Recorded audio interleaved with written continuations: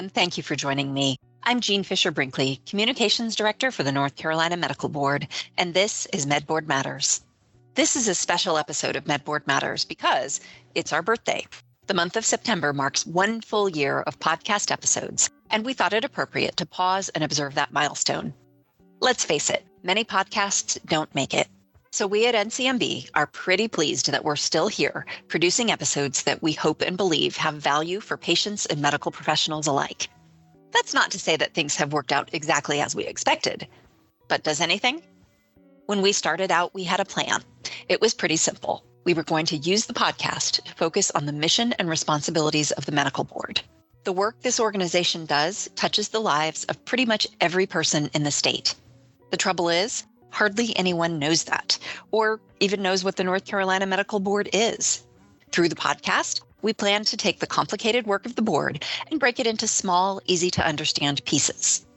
Here's how we pitched it to prospective listeners in September 2020 when we posted the promo for MedBoard Matters. So why would you want to listen to a medical board podcast? Let's be honest. Medical regulation is an important but complicated topic that makes for some pretty dry reading. MedBoard Matters will explore NCMB's work in a much more enjoyable and easy-to-digest format. We are a little unique in that we have 2 distinct audiences. Sometimes we will have episodes geared towards medical professionals, and sometimes we'll cover topics that are mostly aimed at patients. And of course, there will probably be some episodes that have a little something for everybody. We are going to talk about suicide in healthcare. We are going to talk about telemedicine in the time of COVID. We are going to talk about the medical board complaint process. We're going to talk about signing death certificates. We are going to answer questions you don't even know you have yet about the medical board, and much, much more. So, have we delivered?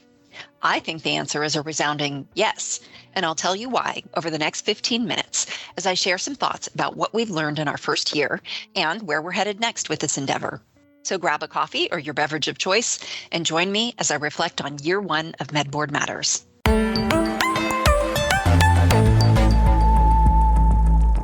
Let's start with what we're getting right with the podcast and move on to what needs a little fine-tuning. So what's working? Number 1, we are doing pretty much exactly what we said we would. In fact, we've done episodes on 3 of the 4 specific topics mentioned in the promo. The only one we haven't gotten to is telemedicine in the time of COVID-19. I think we've also delivered on the promise to explain some of the most important aspects of the medical board. A good example is episode number 2, which explains the complaint process. Here's how we summed up the need for that episode. People file a complaint because they think the medical board can help them get a financial settlement. People file a complaint because they think we can force their prescriber to give them a certain medicine. Some people think that we can help resolve billing disputes. In fact, the medical board can't do any of those things, but a lot of people think that it can. And because of that, unfortunately, we have a lot of unhappy customers who aren't happy when the complaint they filed doesn't result in the outcome they were hoping for. That, in a nutshell, is why we're doing this episode.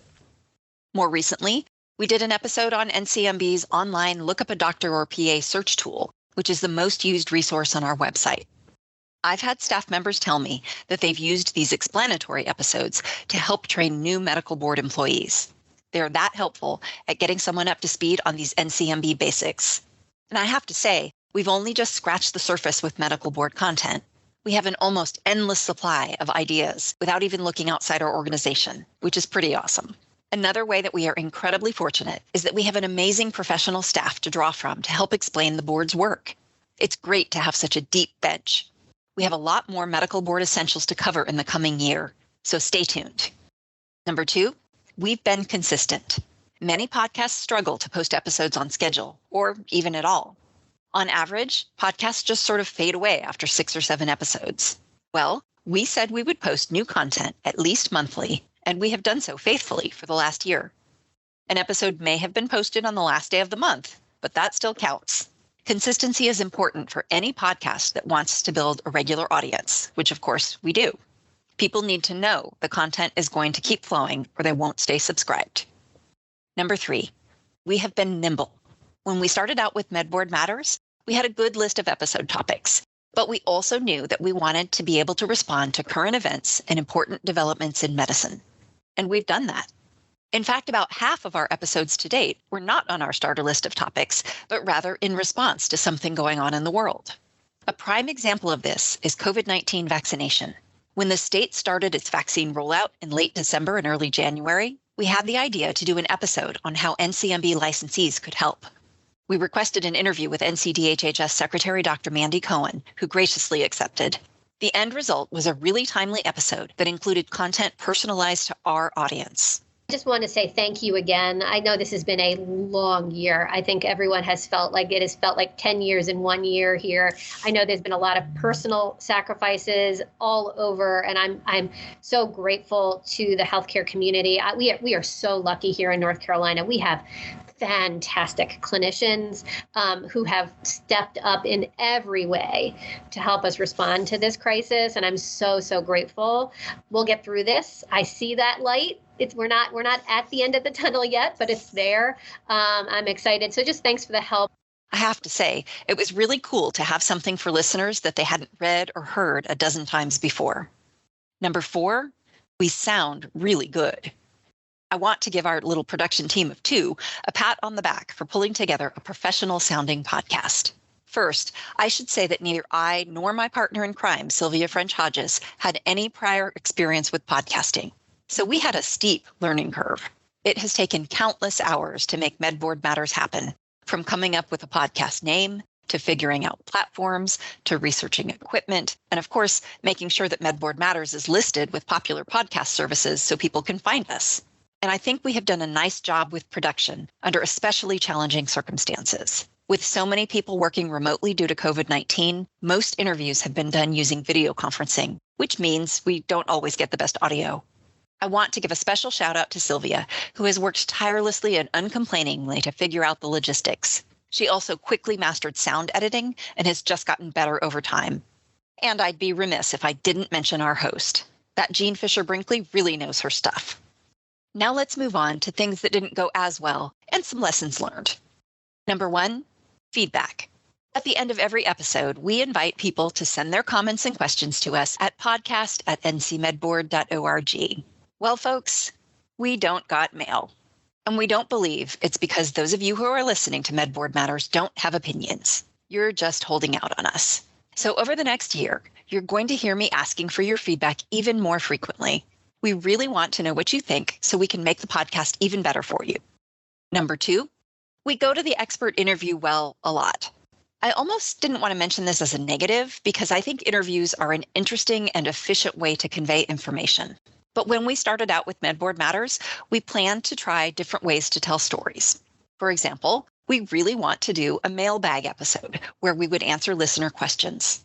But as I just mentioned, we're not getting any questions. That doesn't mean we can't do a mailbag episode. If we don't get questions from listeners, we'll just have to work from the questions that we get day in and day out at the medical board. So it comes down to this. Do you want us to answer the questions that you think are important, or would you rather Sylvia and I decide for you? Number 3, just say no to gimmicks. In the early days of MedBoard Matters, when we were still sort of figuring out how to do this, we thought it would be fun to experiment a little with sound effects. In our second episode, for example, we did a segment that covered a whole lot of information in a short amount of time. We referred to it as the 2-minute drill, and we incorporated a coach's whistle into the bit. And then we ended the segment with, So how'd I do on time? 1 minute, 45 seconds.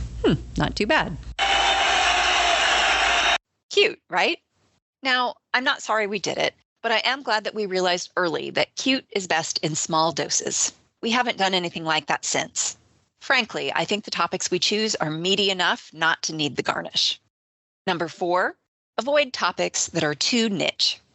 If you have a relatively small audience and you present an episode on a topic that's of interest to only a few of them, you're not going to get many listeners.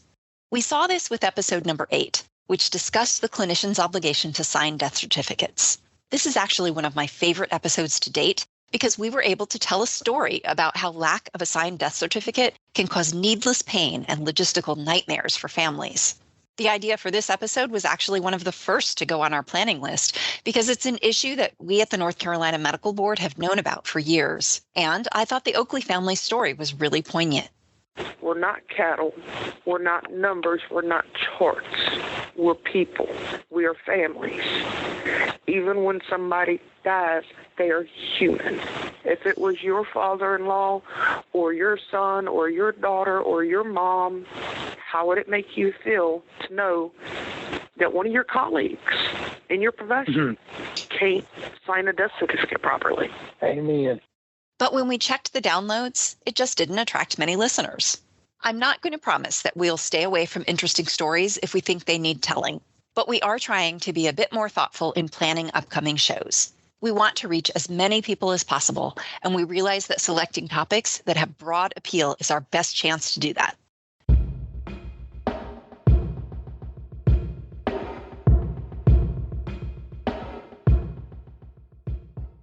So where are we headed with MedBoard Matters? Well, to begin with, we're going to keep producing the podcast. We enjoy making it, and NCMB staff and board members think it's a great format for highlighting complex topics that might not otherwise get the attention they deserve. We have built a modest but regular audience. We're even international, with listeners in Europe, Asia, Africa, and South America, as well as the US. About 97% of our listeners are, in fact, American, and as you might expect, the vast majority of these are right here in North Carolina. For year 2, our main goals will include reaching even more listeners and figuring out how to get more feedback. And you can help with both. If you listen to MedBoard Matters and think our content is useful, please help us by sharing the podcast with your friends and colleagues. If you're the sort of person who likes a specific goal, I'll give you one. After listening to an episode, I'd like to challenge you to recommend it or at least mention it to at least 2 people. And as for feedback, that's even easier. Give us a little email, love. You have no idea how excited we would be to read your ideas and questions.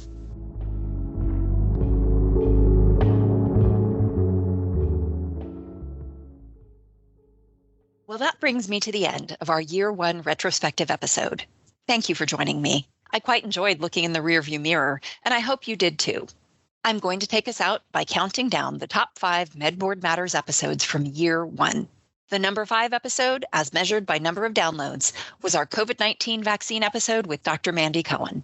Number 4, using NCMB's online search to find information on physicians and PAs. Number 3, our debut episode, Physician Suicide Awareness. Number 2, mandatory use of the North Carolina Controlled Substances Reporting System. And the number 1 most listened to episode of MedBoard Matters was Don't Be Fooled by Licensing Board Scams. You can find these and all previous episodes of MedBoard Matters at www.ncmedboard.org/podcast. I encourage you to go back and listen to anything you might have missed. And don't forget to tell us what you think. We are eagerly waiting to hear from you at podcast@ncmedboard.org. Thanks again for listening.